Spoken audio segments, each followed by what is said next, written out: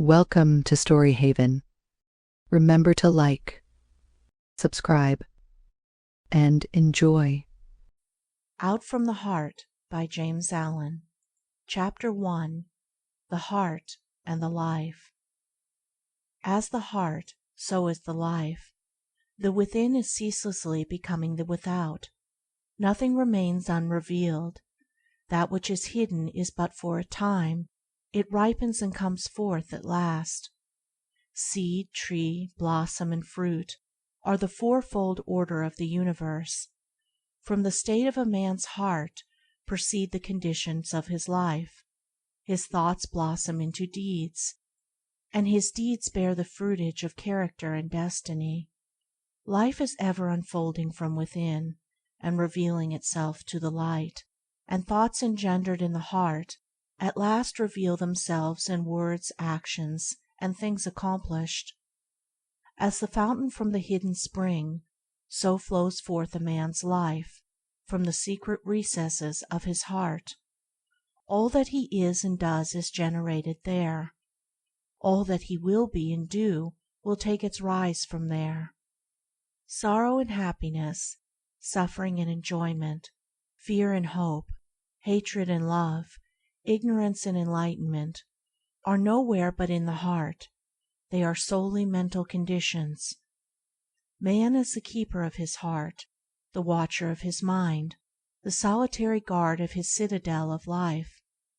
As such, he can be diligent or negligent. He can keep his heart more and more carefully. He can strenuously watch and purify his mind, and he can guard against the thinking of unrighteous thoughts. This is the way of enlightenment and bliss. On the other hand, he can live loosely and carelessly, neglecting the supreme task of rightfully ordering his life. This is the way of self-delusion and suffering.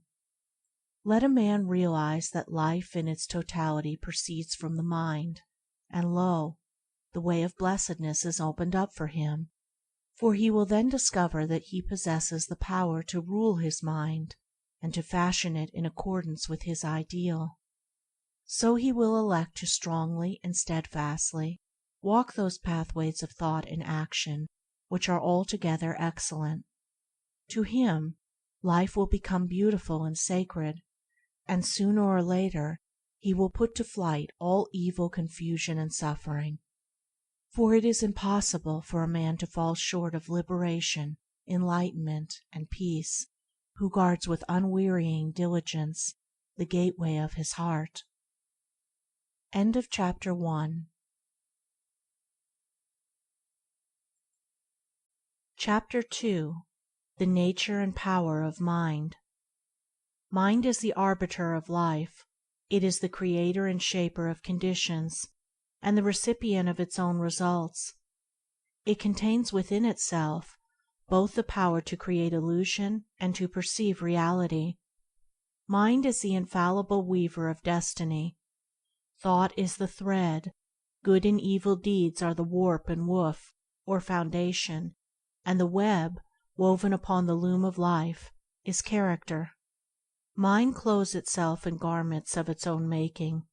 Man, as a mental being, possesses all the powers of mind, and is furnished with unlimited choice. He learns by experience, and he can accelerate or retard his experience. He is not arbitrarily bound at any point, but he has bound himself at many points, and having bound himself, he can, when he chooses, liberate himself.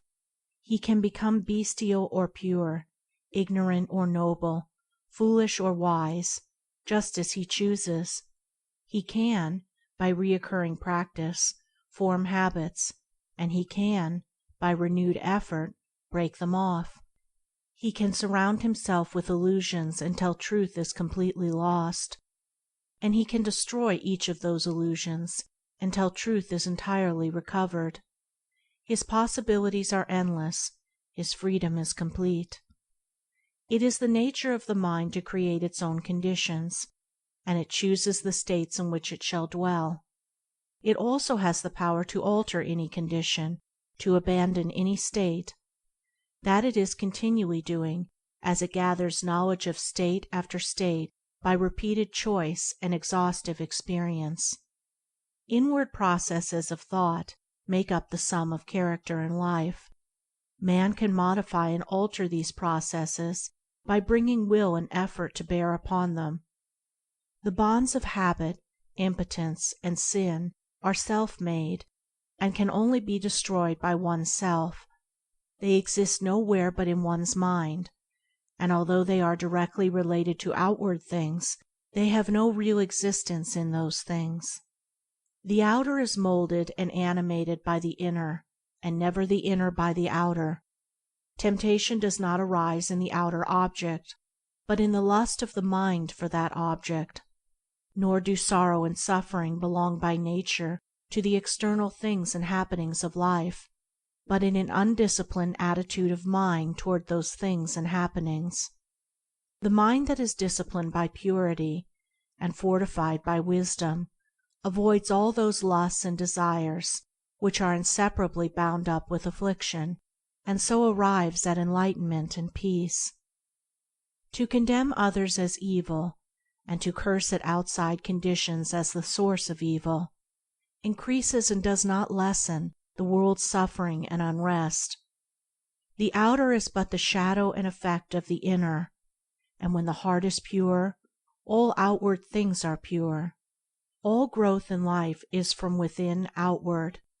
All decay and death is from without inward. This is the universal law. All evolution proceeds from within. All adjustment must take place within. He who ceases to strive against others, and employs his powers in transformation, regeneration, and development of his own mind, conserves his energies and preserves himself. And as he succeeds in harmonizing his own mind, he leads others by consideration and charity into a like blessed state.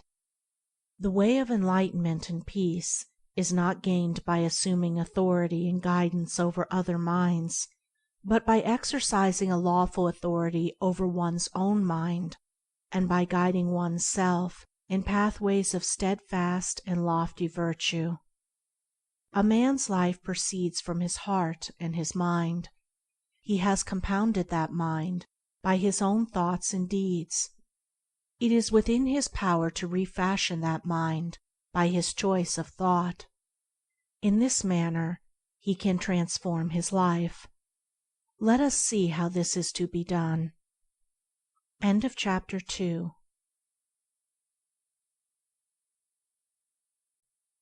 Chapter 3. Formation of Habit.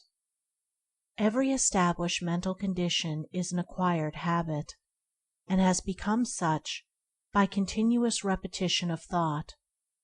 Despondency and cheerfulness, anger and calmness, covetousness and generosity, indeed, all states of mind, are habits built up by choice until they have become automatic. A thought constantly repeated at last becomes a fixed habit of the mind, and from such habits proceeds one's life. It is in the nature of the mind to acquire knowledge by the repetition of its experiences. A thought which is very difficult, at first, to hold and dwell upon, at last becomes, by constantly being held in the mind, a natural and habitual practice. A boy, when commencing to learn a trade, cannot even handle his tools right, much less use them correctly, but after long repetition and practice, he plies them with perfect ease and consummate skill. Likewise, a state of mind, at first apparently incapable of realization, is by perseverance and practice at last acquired and built into the character as a natural and spontaneous condition. In this power of the mind to form and reform its habits, its conditions, is contained the basis of a man's salvation. It is the open door to perfect liberty by the mastery of self.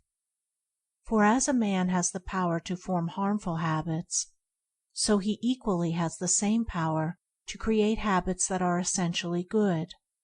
And here we come to a point which needs some clarifying, and which calls for deep and earnest thought on the part of my reader. It is commonly said to be easier to do wrong than right, to sin than to be holy. Such a condition has come to be regarded, almost universally, as a self-evident truth. No less a teacher than the Buddha has said, "Bad deeds and deeds hurtful to ourselves are easy to do. What is beneficial and good, that is very difficult to do." And with regards to humanity generally, this is true, but it is only true as a passing experience, a fleeting factor in human evolution. It is not a fixed condition of things. It is not the nature of an eternal truth. It is easier for men to do wrong than right, because of the prevalence of ignorance, because the true nature of things and the essence and meaning of life are not understood. When a child is learning to write, it is extremely easy to hold the pen wrongly, and to form his letters incorrectly, but it is painfully difficult to hold the pen and to write properly. This is because of the child's ignorance of the art of writing, which can only be dispelled by persistent effort and practice, until at last it becomes natural and easy to hold the pen correctly, and difficult, as well as altogether unnecessary, to do the wrong thing. It is the same in the vital things of mind and life. To think and do rightly requires much practice and renewed effort, but the time comes at last when it becomes habitual and easy to think and do rightly, and difficult, as it is then seen to be altogether unnecessary, to do that which is wrong. Just as an artisan becomes, by practice, accomplished in his craft, so you can become, by practice, accomplished in goodness. It is entirely a matter of forming new habits of thought, and he to whom right thoughts have become easy and natural, and wrong thoughts and acts difficult to do, has attained to the highest virtue, to pure spiritual knowledge. It is easy and natural for men to sin, because they have formed by incessant repetition harmful and unenlightened habits of thought. It is very difficult for the thief to refrain from stealing when the opportunity occurs, because he has lived so long in covetous and greedy thoughts. But such difficulty does not exist for the honest man who has lived so long with upright and honest thoughts. He has thereby become so enlightened as to the wrong, folly, and fruitlessness of theft, that even the remotest idea of stealing does not enter his mind. The sin of theft is a very extreme one, and I have introduced it in order to more clearly illustrate the force and formation of habit. But all sins and virtues are formed in the same way. Anger and impatience are natural and easy to thousands of people, because they are constantly repeating anger and impatient thoughts and acts.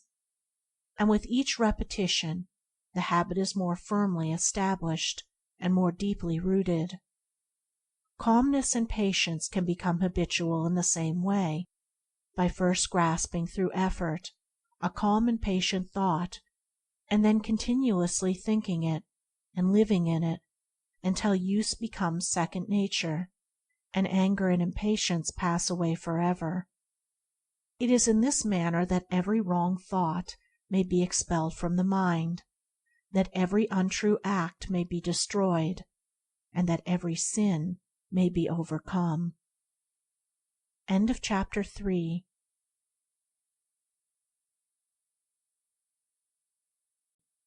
Chapter 4. Doing and Knowing. Let a man realize that his life, in its totality, proceeds from his mind.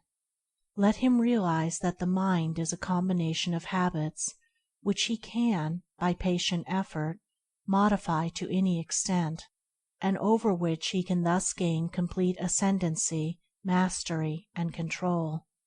At once he will have obtained possession of the key which shall open the door to his complete emancipation. But freedom from the ills of life, which are the ills of one's mind, is a matter of steady growth from within, and not a sudden acquisition from without. Hourly and daily must the mind be trained to think stainless thoughts, and adapt right and dispassionate attitudes under those circumstances in which it is prone to fall into wrong and passion. Like the patient sculptor upon his marble, the aspirant to the right life must gradually work upon the crude material of his mind until he has wrought out of it the ideal of his holiest dreams.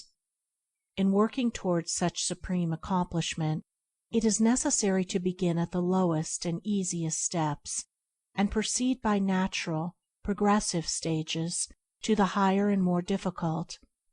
The law of growth, progress, evolution, and unfoldment, by gradual and ever ascending stages, is absolute in every department of life, and in every human accomplishment. Where it is ignored, total failure will result. In acquiring education, in learning a trade, or in pursuing a business, this law is fully recognized and minutely obeyed by all. But in acquiring virtue, in learning truth, and in pursuing the right conduct and knowledge of life, it is unrecognized and disobeyed by nearly all. Hence virtue, truth, and the perfect life remain unpracticed, unacquired, and unknown. It is a common error to suppose that the higher life is a matter of reading, and the adoption of theological or metaphysical hypotheses, and that the spiritual principles can be understood by this method. The higher life is higher living, in thought, word, and deed, and the knowledge of those spiritual principles, which are immanent in man and in the universe, can only be acquired after long discipline in the pursuit and practice of virtue. The lesser must be thoroughly grasped and understood before the greater can be known. Practice always precedes real knowledge. The schoolmaster never attempts to teach his pupils the abstract principles of mathematics at the start. He knows that such a method of teaching would be in vain and learning impossible. He first places before them a simple sum, and having explained it, leaves them to do it. When after repeated failures and ever renewed effort they have succeeded in doing it correctly, a more difficult task is set before them, and then another and another. It is not until the pupils have, through many years of diligent application, mastered all the lessons in arithmetic, that he attempts to unfold to them the underlying mathematical principles. In learning a trade, say that of a mechanic, a boy is not at first taught the principles of mechanics, but a simple tool is put in his hand, and he is told how to rightly use it. He is then left to do it by effort and practice. As he succeeds in plying his tools correctly, more and more difficult tasks are set before him, until after years of successful practice he is prepared to study and grasp the principles of mechanics. In a properly governed household, the child is first taught to be obedient, and to conduct himself properly under all circumstances. The child is not even told why he must do this, but is commanded to do it. Only after he has far succeeded in doing what is right and proper is he told why he should do it. No father would attempt to teach his child the principles of ethics before extracting from him the practice of family duty and social virtue. Thus practice ever precedes knowledge, even in the ordinary things of the world, and in spiritual things, in the living of the higher life, this law is rigid in its demands. Virtue can only be known by doing, and the knowledge of truth can only be arrived at by perfecting oneself in the practice of virtue. To be complete in the practice and acquisition of virtue is to be complete in the knowledge of truth.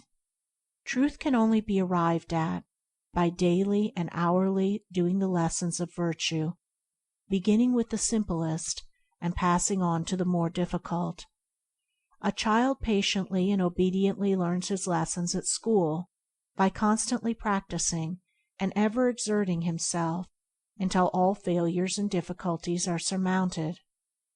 Likewise does the child of truth, undaunted by failure and made stronger by difficulties, apply himself to right doing in thought and action. As he succeeds in acquiring virtue, his mind unfolds itself in the knowledge of truth, and it is a knowledge in which he can securely rest.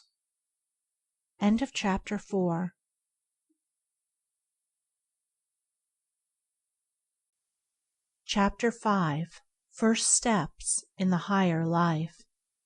Seeing that the path of virtue is the path of knowledge, and that before the all-embracing principles of truth can be comprehended, perfection in the more lowly steps must be acquired, how then shall a disciple of truth begin?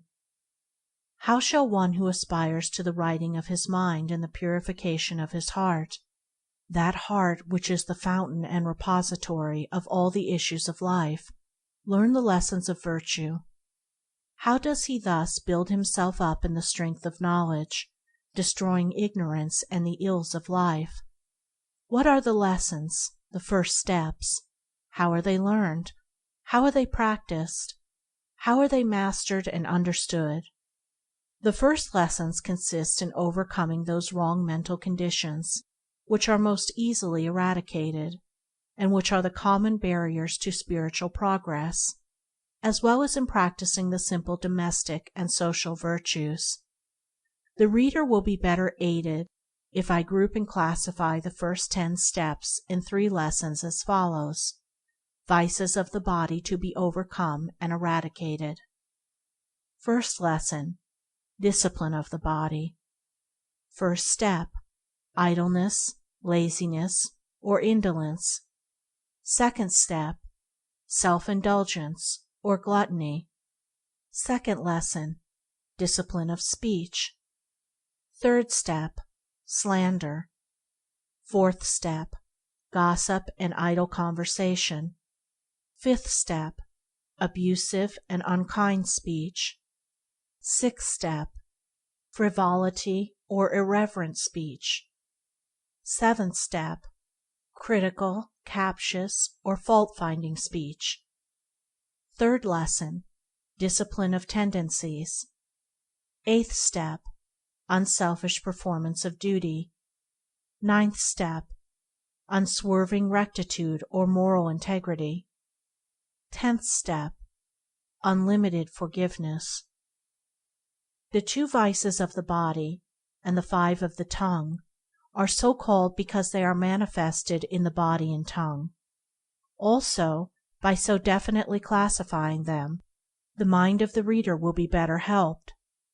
But it must be clearly understood that these vices arise primarily in the mind, and are wrong conditions of the heart worked out in the body and the tongue. The existence of such chaotic conditions is an indication that the mind is altogether unenlightened as to the real meaning and purpose of life, and their eradication is the beginning of a virtuous, steadfast, and enlightened life. But how shall these vices be overcome and eradicated? By first, and at once, checking and controlling their outward manifestations, and by suppressing the wrong act. This will stimulate the mind to watchfulness and reflection, until by repeated practice it will come to perceive and understand the dark, wrong, and erroneous conditions of mind, out of which such acts spring. It will then abandon them entirely. It will be seen that the first step in the discipline of the mind is the overcoming of indolence or laziness. This is the easiest step, and until it is perfectly accomplished, the other steps cannot be taken. The clinging to indolence constitutes a complete barrier to the path of truth.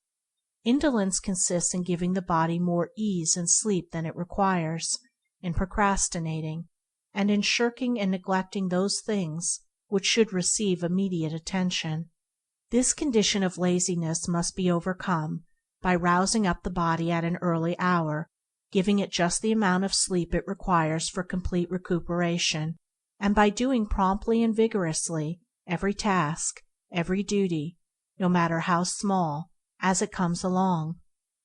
On no account should food or drink be taken in bed, and to lie in bed after one has awakened, indulging in ease and reverie, is a habit fatal to promptness and resolution of character, and of purity of mind. Nor should one attempt to do his thinking at such a time. Strong, pure, and true thinking is impossible under such circumstances. A man should go to bed to sleep, not to think. He should get up to think and work, not to sleep. The next step is the overcoming of self-indulgence or gluttony. The glutton is he who eats for animal gratification only, without considering the true end and object of eating. He eats more than his body requires, and is greedy after sweet things and rich dishes. Such undisciplined desire can only be overcome by reducing the quantity of food eaten and the number of meals per day, and by resorting to a simple and uninvolved diet. Regular hours should be set apart for meals, and eating at other times should be rigidly avoided. Suppers should be abolished, as they are altogether unnecessary and promote heavy sleep and cloudiness of mind. The pursuit of such a method of discipline will rapidly bring the once ungoverned appetite under control, and as the sensual sin of self-indulgence is taken out of the mind, the right selection of foods will be instinctively and infallibly adapted to the purified mental condition. It should be well borne in the mind that a change of heart is the needful thing, and that any change of diet which does not promote this end is futile. When one eats for enjoyment, he is gluttonous. The heart must be purified of sensual craving and gustatory lust. When the body is well controlled and firmly guided, when that which is to be done is done vigorously, when no task or duty is delayed, when early rising has become a delight, when frugality, simplicity, temperance, and abstinence are firmly established, when one is contented with the food which is put before him, no matter how scanty and plain, and the craving for gustatory pleasure is at an end, then the first two steps in the higher life are accomplished. Then is the first great lesson in truth learned. Thus is established in the heart the foundation of a poised, self-governed, virtuous life. The next lesson is the lesson of virtuous speech, in which there are 5 orderly steps. The first of these is overcoming the habit of slanderous speech. Slander consists of inventing or repeating unkind and evil reports about others, in exposing and magnifying the faults of others, or of absent friends, and in introducing unworthy insinuations. The elements of thoughtlessness, cruelty, insincerity, and untruthfulness enter into every slanderous act. He who aims at the living of the right life will commence to check the cruel word of slander before it has gone forth from his lips. He will then check and eliminate the insincere thought which gave rise to it. He will watch that he does not vilify or defame anyone. He will refrain from disparaging, defaming, and condemning the absent friend, whose face he has so recently smiled into or kissed, or whose hand he has shaken. He will not say of another that which he dare not say to his face. Thus, coming at last to think sacredly of the character and reputation of others, he will destroy those wrong conditions of mind which gave rise to slander. The next step is the overcoming of gossip and idle conversation. Idle speech consists in talking about the private affairs of others, in talking merely to pass away the time, and engaging in aimless and irrelevant conversation. Such an ungoverned condition of speech is the outcome of an ill-regulated mind. The man of virtue will bridle his tongue, and thus learn how rightly to govern the mind. He will not let his tongue run idly and foolishly, but will make his speech strong and pure, and will either talk with a purpose or remain silent. Abusive and unkind speech is the next vice to be overcome. The man who abuses and accuses others has himself wandered far from the right way. To hurl hard words and names at others is to sink deeply into folly.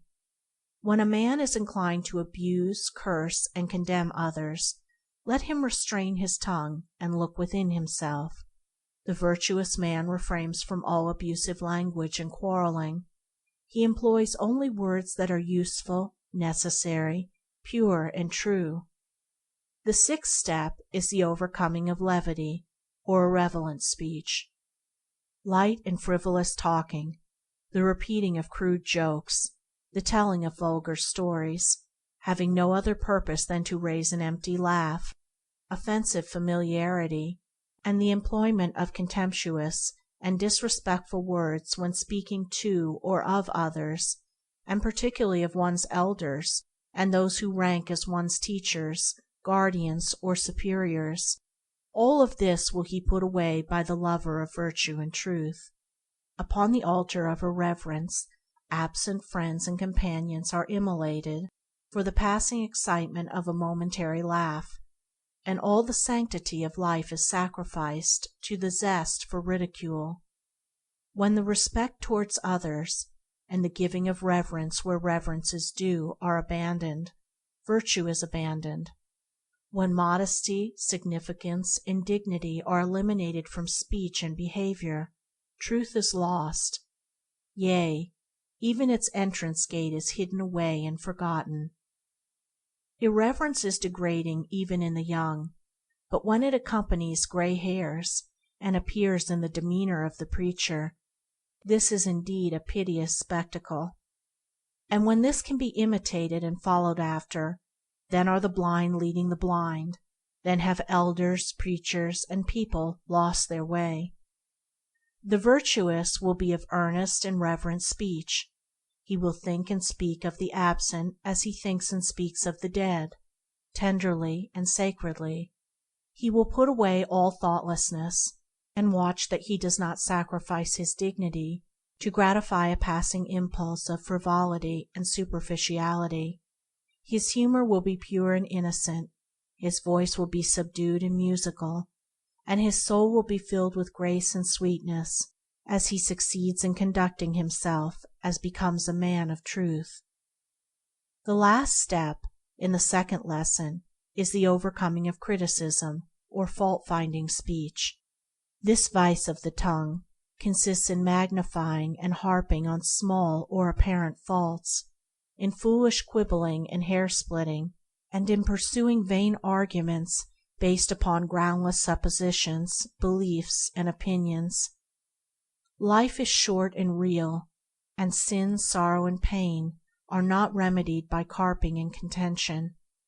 The man who is ever on the watch to catch at the words of others, in order to contradict and dispute them, has yet to reach the higher way of holiness, the truer life of self-surrender. The man who is ever on the alert to check his own words, in order to soften and purify them, will find the higher way and the truer life. He will conserve his energies, maintain his composure of mind, and preserve within himself the spirit of truth.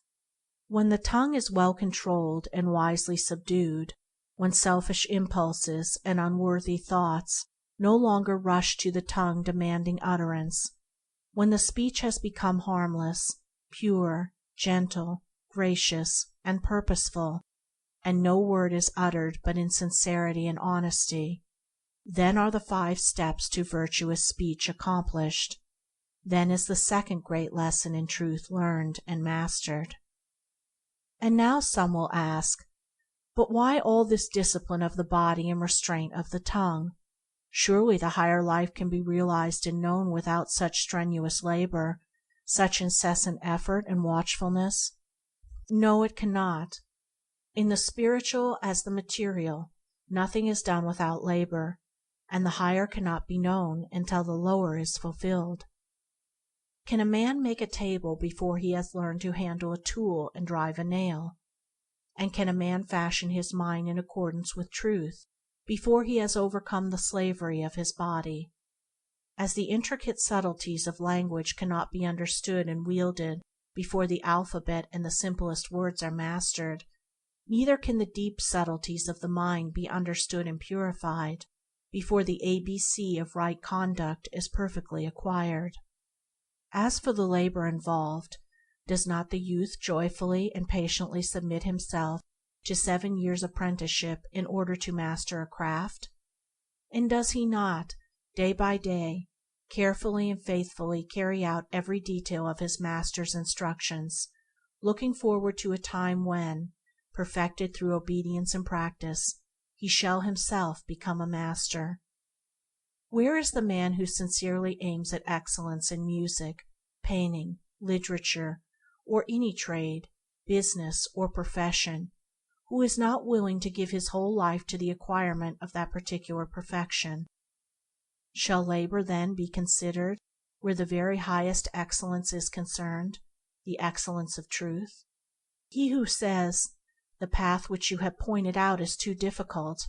I must have truth without labor, salvation without effort," that man will not find his way out of the confusions and sufferings of selfhood. He will not find the calm, well-fortified mind and wisely ordered life. His love is for ease and enjoyment, and not for truth. He who, deep in his heart, adores truth, and aspires to know it, will consider no labor too great to be undertaken, but will adopt it joyfully and pursue it patiently. By perseverance in practice he will come to the knowledge of truth. The necessity for this preliminary discipline of the body and tongue will be more clearly perceived when it is fully understood that all these wrong outward conditions are merely the expressions of the wrong conditions of the heart. An indolent body means an indolent mind.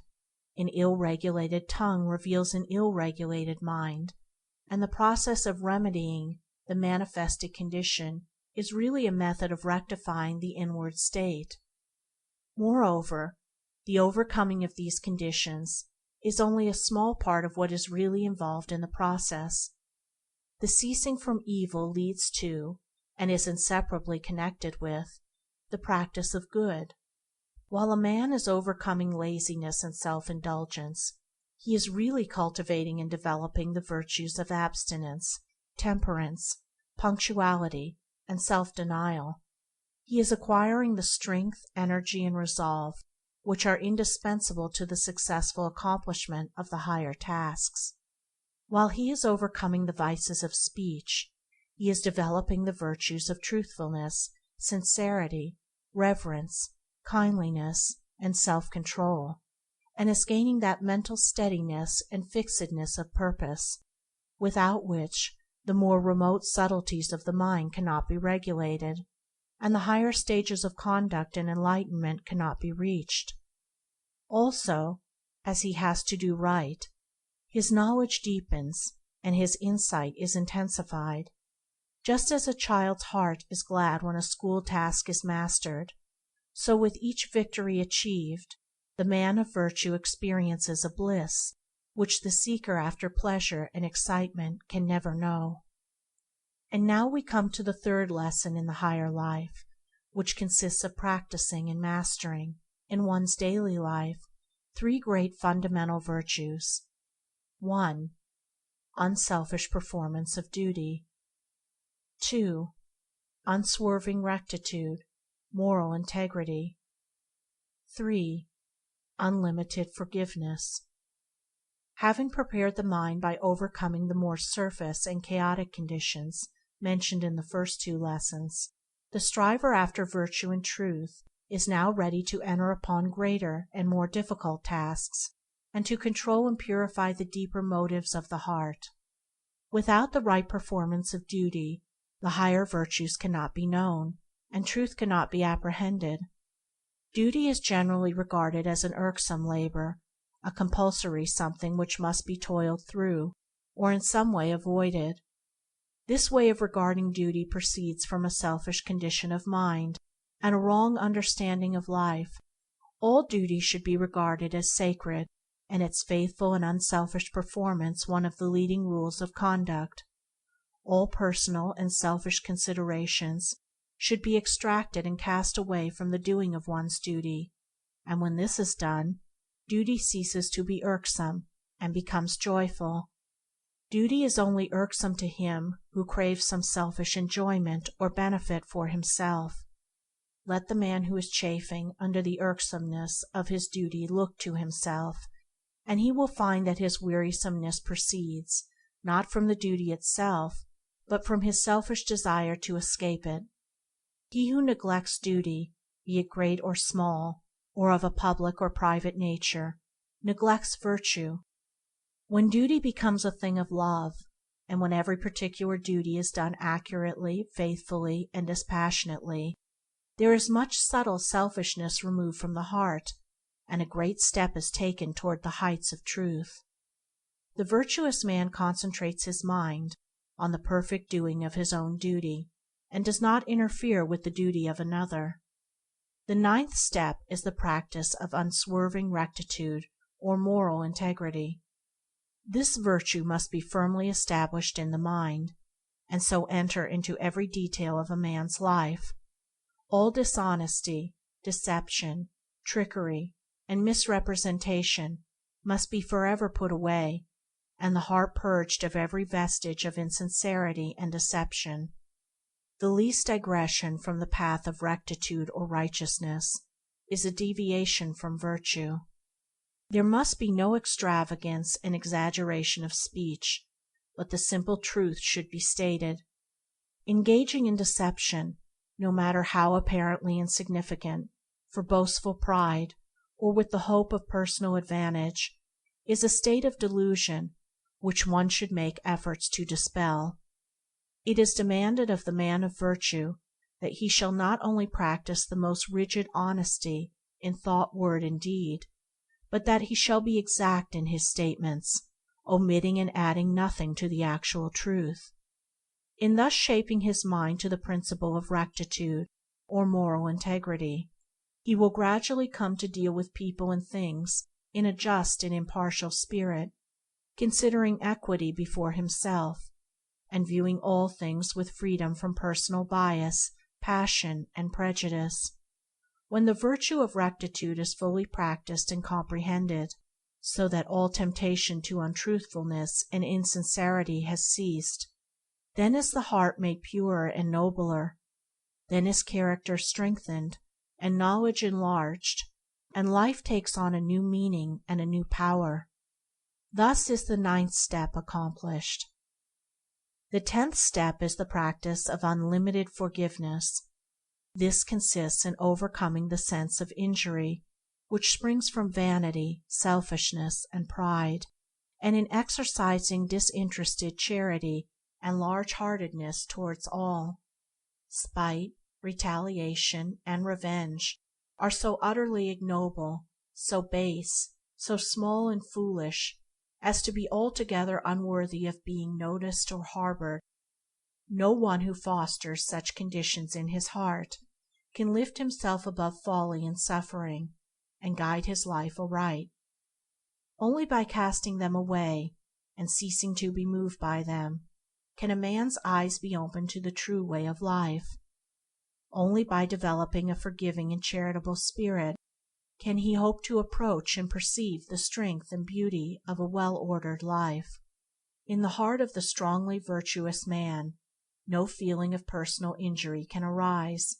He has put away all retaliation, and has no enemies. If other men should regard themselves as his enemies, he will regard them kindly, understanding their ignorance, and making full allowance for it. When this state of heart is arrived at, then the 10th step in the discipline of one's self-seeking inclinations is accomplished. Then the 3rd great lesson in virtue and knowledge is learned and mastered. Having thus laid down the first 10 steps and 3 lessons in right doing and right knowing, I leave those of my readers who are prepared for them to learn and master them in their everyday life. There is, of course, a still higher discipline of the body, a more far-reaching discipline of the tongue, and greater and more all-embracing virtues to acquire and understand before the highest state of bliss and knowledge can be grasped. But it is not my purpose to deal with them here.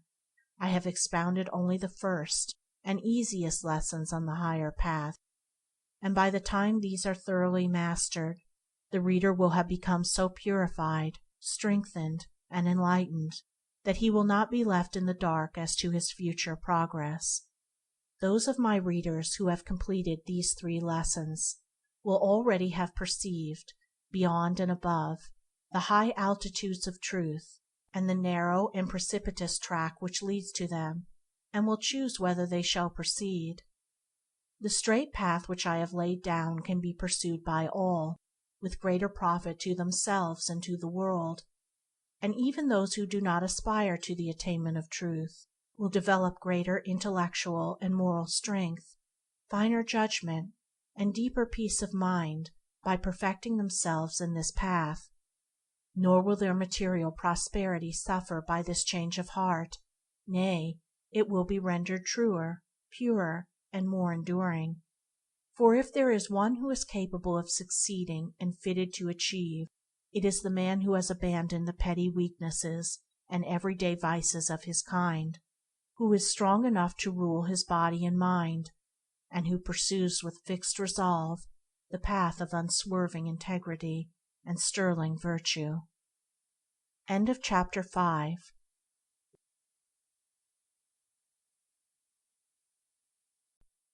Chapter 6. Mental Conditions and Their Effects. Without going into the details of the greater steps and lessons in the right life, a task outside the scope of this small work, a few hints concerning those mental conditions from which life in its totality springs seem in order. These hints will prove helpful to those who are ready and willing to penetrate further into the inner realm of heart and mind, where love, peace, and wisdom await the rapidly progressing student of life. All sin is ignorance. It is a condition of darkness and undevelopment. The wrong thinker and the wrong doer is in the same position in the school of life as the ignorant pupil is in the school of learning. He has yet to learn how to think and act correctly, that is, in accordance with law. The pupil in learning is not happy so long as he does his lessons wrongly. Likewise, unhappiness cannot be escaped while sin remains unconquered. Life is a series of lessons. Some are diligent in learning them, and they become pure, wise, and altogether happy. Others are negligent and do not apply themselves. They remain impure, foolish, and unhappy. Every form of unhappiness springs from a wrong condition of mind. Happiness is inherent in right conditions of mind. Happiness is mental harmony. Unhappiness is mental inharmony. While a man lives in wrong conditions of mind, he will live a wrong life, and will suffer continually. Suffering is rooted in error. Bliss is inherent in enlightenment. There is salvation for man only in the destruction of his own ignorance, error, and self-delusion. Where there are wrong conditions of mind, there is bondage and unrest. Where there are right conditions of mind, there is freedom and peace. Here are some of the leading wrong mental conditions and their disastrous effects upon one's life. 1. Hatred, which leads to injury, violence, disaster, and suffering. 2. Lust, which leads to confusion of intellect, remorse, shame, and wretchedness. 3. Covetousness, which leads to fear, unrest, unhappiness, and loss. 4. Pride, which leads to disappointment, humiliation, and lack of self-knowledge. 5. Vanity, which leads to distress and mortification of spirit. 6. Condemnation, which leads to persecution and hatred from others. 7. Ill will, which leads to failures and troubles. 8. Self-indulgence, which leads to misery, loss of judgment, grossness, disease, and neglect. 9. Anger, which leads to the loss of power and influence. 10. Desire, or self-slavery, which leads to grief, folly, sorrow, uncertainty, and loneliness. The above wrong conditions of mind are merely negations. They are states of darkness and deprivation, and not of positive power. Evil is not a power, it is ignorance and misuse of good. The hater is he who has failed to do the lesson of love correctly, and he suffers in consequence. When he succeeds in doing it rightly, the hatred will have disappeared, and he will see and understand the darkness and impotence of hatred. This is so with every wrong condition. The following are some of the more important right mental conditions and their beneficial effects upon one's life. 1. Love, which leads to gentle conditions, bliss and blessedness. 2. Purity, which leads to intellectual clearness, joy, invincible confidence. 3. Selflessness, which leads to courage, satisfaction, happiness, and abundance. 4. Humility, which leads to calmness, restfulness, knowledge of truth. 5. Gentleness, which leads to emotional equilibrium, contentment under all circumstances. 6. Compassion, which leads to protection, love, and reverence from others. 7. Goodwill, which leads to gladness, success. 8. Self-control, which leads to peace of mind, true judgment, refinement, health, and honor. 9. Patience, which leads to mental power, far-reaching influence. 10. Self-conquest, which leads to enlightenment, wisdom, insight, and profound peace. The above right conditions of mind are states of positive power, light, joyful possession, and knowledge. The good man knows. He has learned to do his lessons correctly, and thereby understands the exact proportions which make up the sum of life. He is enlightened, and he knows good and evil. He is supremely happy, doing only which is divinely right. The man who is involved in the wrong conditions of mind does not know. He is ignorant of good and evil, of himself, of the inward causes which make his life. He is unhappy, and believes other people are entirely the cause of his unhappiness. He works blindly, and lives in darkness, seeing no central purpose in existence, and no orderly and lawful sequence in the course of things. He who aspires to the attainment of the higher life in its completion, who would perceive with unveiled vision the true order of things and the meaning of life, let him abandon all the wrong conditions of the heart, and persevere unceasingly in the practice of good. If he suffers, or doubts, or is unhappy, let him search within until he finds the cause, and having found it, let him cast it away. Let him so guard and purify his heart that every day less of evil and more of good shall issue therefrom.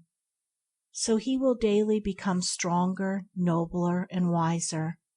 So will his blessedness increase, and the light of truth, growing ever brighter and brighter within him, will dispel all gloom and illuminate his pathway. End of chapter 6.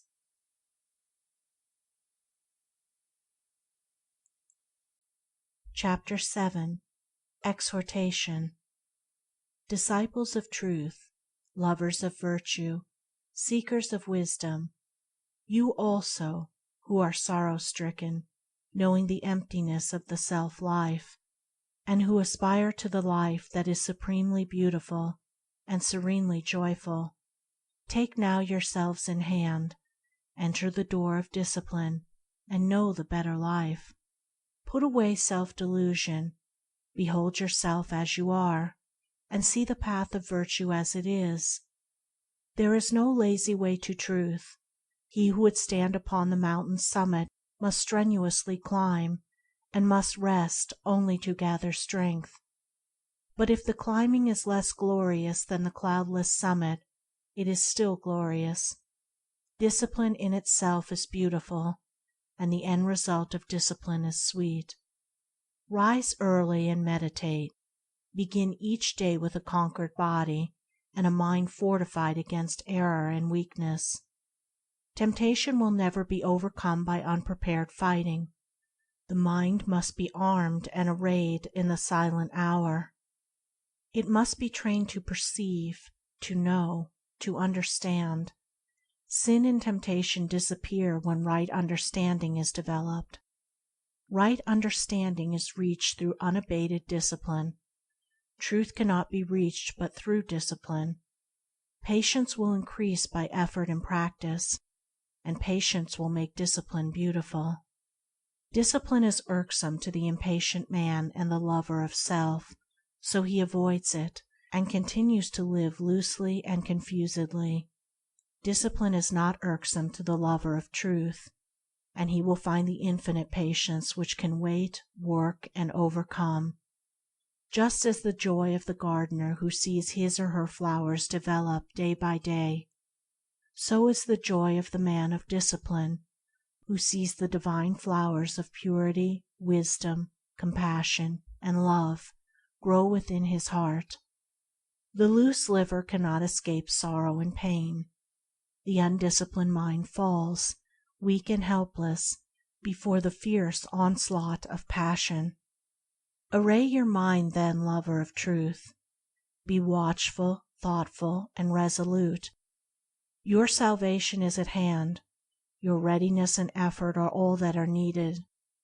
If you fail 10 times, do not be disheartened.